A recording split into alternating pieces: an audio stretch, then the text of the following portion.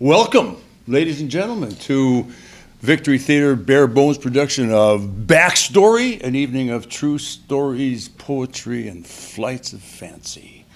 I'm Carl Weintraub. I'll be your host. And our theme this evening is El Norte. I remember after seeing El Norte back when it came out, thinking that I'd never look at those people the same again, those people selling fruit and flowers by the side of a road. That was the image that stayed with me from the movie. And I watched it again just recently. That image is not in the movie. I guess what it was is that the movie made me see the actual lives of those people working at whatever job they can get alone by the side of a road.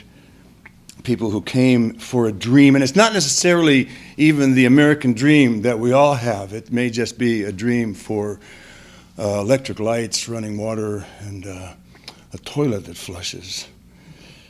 I live on the crest of a hill.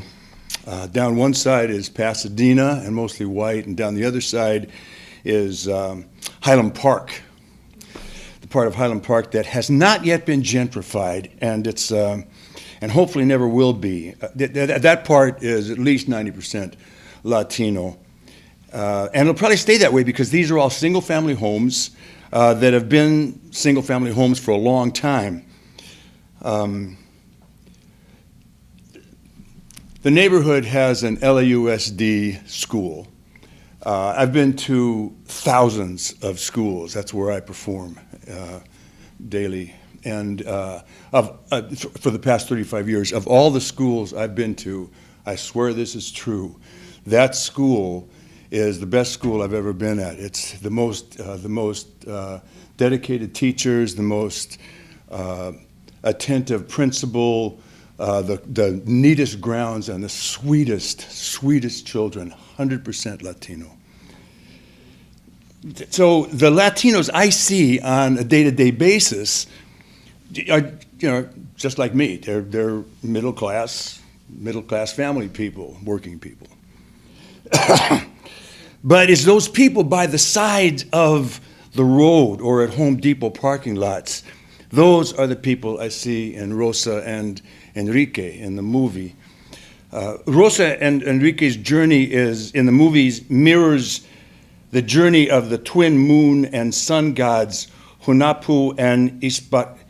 I have a hard time saying this one, but because it's Mayan, it's not even Spanish, right? It's Ispalanque in the Mayan creation myth, Popol Vuh. It's a heroic journey complete with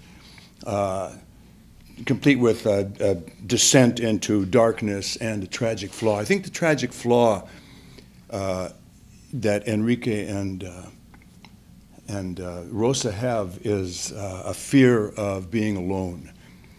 And it manifests its heroism in the fact that they will never leave each other alone. They will always be there for each other. But it also is the reason that Enrique, in the end, sacrifices his one chance at being a citizen.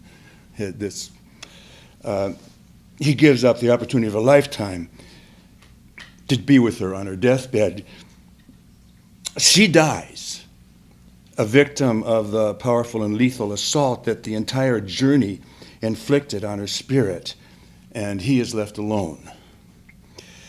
But that descent into darkness, we talk about the tragic flaw, but that descent into darkness, their crawl through the abandoned sewer under the mountains, that is dead set in the center of the movie. That is the descent into the darkness. The plight of workers in Guatemala, the murder of Rosa Enrique's father, the trip through Mexico, all that is distant from us, anecdotal, almost picturesque.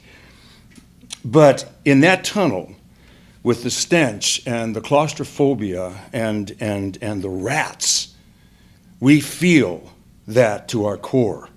We more than empathize, we bond with them. And the actors and the director and the cameraman all had to endure those rats and be bitten by them over and over and over again so that we, the audience, would establish that bond.